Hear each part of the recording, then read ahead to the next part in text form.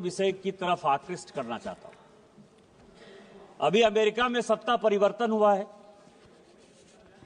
माननीय राष्ट्रपति ट्रंप बैठे और उन्होंने यूएस एड जो है वो कंप्लीट बंद कर दिया। इस आधार पर बंद कर दिया कि यूएस एड वर्षों से केवल भिन्न भिन्न सरकारों को गिराने के लिए ही अपना पैसा खर्चा करती है।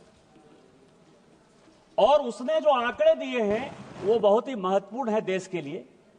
मेरा कुछ सवाल है इस देश से और विपक्ष की जितनी पार्टियां हैं उससे।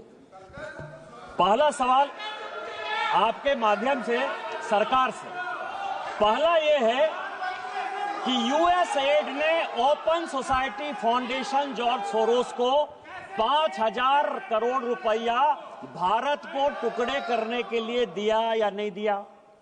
यूएस एड और जॉर्ज सोरोस की ओपन सोसाइटी फाउंडेशन ने राजीव गांधी फाउंडेशन और राजीव गांधी चैरिटेबल ट्रस्ट को पैसा दिया कि नहीं दिया?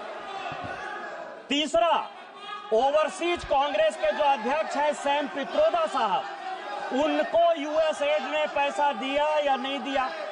बांग्लादेश का जो पोषाहार है, जिसको कि यूनुस जो सीईओ है, वो जिसने कि बांग्लादेश में डेमोक्रेसी को बर्बाद किया, उसके साथ गांधी परिवार के क्या संबंध है? चौथा सवाल यह है कि राजीव गांधी फाउंडेशन में जो विजय महाजन है, प्रधान जो उनकी संस्था है, उसको यूएस एड पैसा दे रही है कि नहीं दे रही है? आपने राजीव गांधी फाउंडेशन में विजय महाजन को देश को टुकड़े करने के लिए रखा है या नहीं रखा है? रूरल डेवलपमेंट ट्रस्ट जो कि जातिगत जनगणना की बात करता है, यूएस एड उसको पैसा देता है कि नहीं देता है?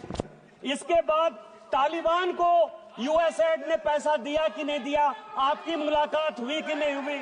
नेपाल में मनमोहन सिंह जी के रहते हिंदू राष्ट्र खत्म हो गया, जो एथिस्ट मूवमेंट है उसको यूएस एड ने पैसा दिया कि नहीं दिया? सामंता पावर से आपकी मुलाकात हुई या नहीं हुई? हेल्पिंग हैंड, इन फलाह इंसानियत और अहल खिदमत, जिसने कि इस भारत में आतंकवादी और नक्सलवादी गतिविधि बढ़ाई, उसको यूएस एड ने पैसा दिया कि नहीं?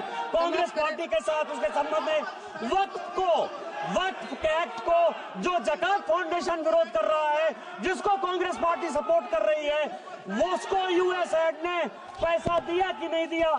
मेरा आपके माध्यम से सरकार से आग्रह है कि इस देश में कई एक संस्थाएं ह्यूमन राइट्स लॉ के नाम पर, शेरपा के नाम पर, coordination of democratic rights organisation के नाम पर, राइट ऑफ फूड कैंपेन के नाम पर, सेंटर ऑफ पॉलिसी रिसर्च के नाम पर, एसोसिएशन ऑफ डेमोक्रेटिक रिफॉर्म्स के नाम पर, नमाती के नाम पर और इकोनॉमिस्ट के नाते अमर सिंह के नाम पर इन सारे लोगों को यूएस एड पैसा देती है।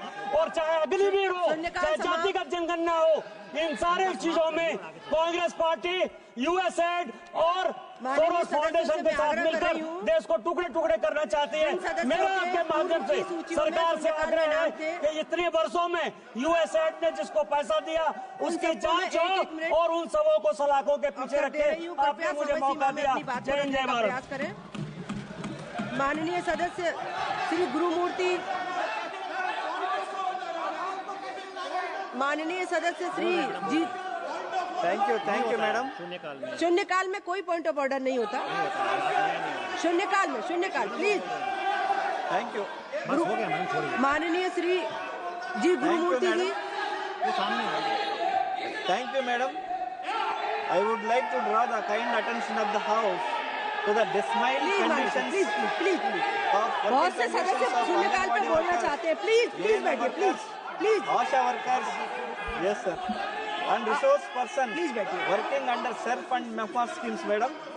These workers who play a crucial role in the welfare of our society are currently being paid wages far below the minimum standards, madam.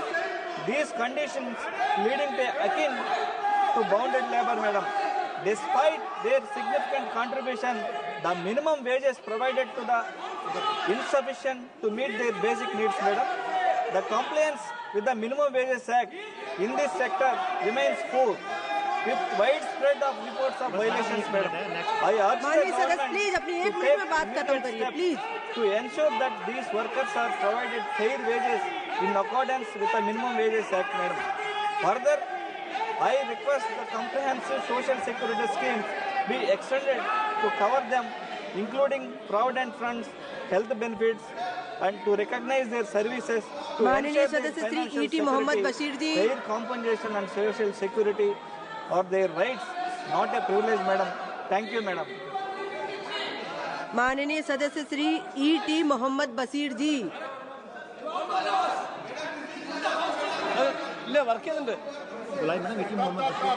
बोलिए बोलिए प्लीज बोलिए। बशीर जी। Sir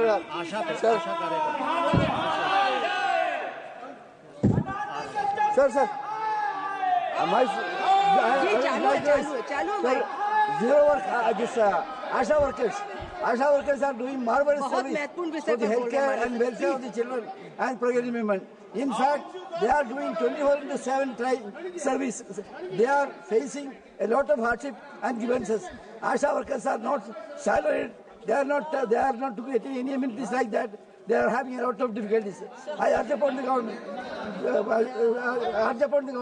to take it very seriously and take appropriate action to solve the grievances. माननीय सदस्य श्री सुदामा प्रसाद जी। शून्यकाल में माननीय सदस्य कोई पॉइंट ऑफ ऑर्डर है नहीं। किस विषय नहीं होता है नियम नहीं कोई नियम में नहीं है। सॉरी प्लीज आप बैठिए प्लीज। माननीय सदस्य श्री सुदामा प्रसाद जी। नहीं इनको बुलाइए लास्ट का ना जो आएगा ये कृष्ण प्रसाद टेनी। माननीय सदस्य श्री कृष्ण प्रसाद टेनेटी जी।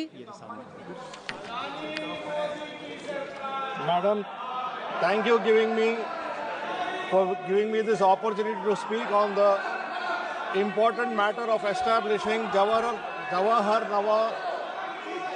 Navodaya Vidyalaya and 6 new Kasturba Gandhi Balika Vidyalayas in Bapatla. In my response to my unstarred question number 1027 in this August House, the Honorable Education Minister mentioned that the newly carved out Bapatla district does not have a JNV. As such, the students are permitted to apply for admission in the JNV in the old undivided district. While I appreciate the measure, madam, it is imperative that a new JNV is established at the earliest in the newly formed district where my parliament constituency also exists. 25 lakh students have applied for class 6, but only 49,000 students were given admission in this year in JNV. It shows the importance of having more JNVs formed and established in the country, particularly in the newly formed and backward district like my district, that is Bapatla district. Similarly, the Kasturba Gandhi Balika Vidyalaya, I requested for 6 Kasturba Gandhi Vidyalayas. I am requesting, madam, through your honorable self, to honorable minister, to sanction 6 Kasturba Gandhi Balika Vidyalaya schools in 6 assembly segments of my constituency. Furthermore, since honorable finance minister has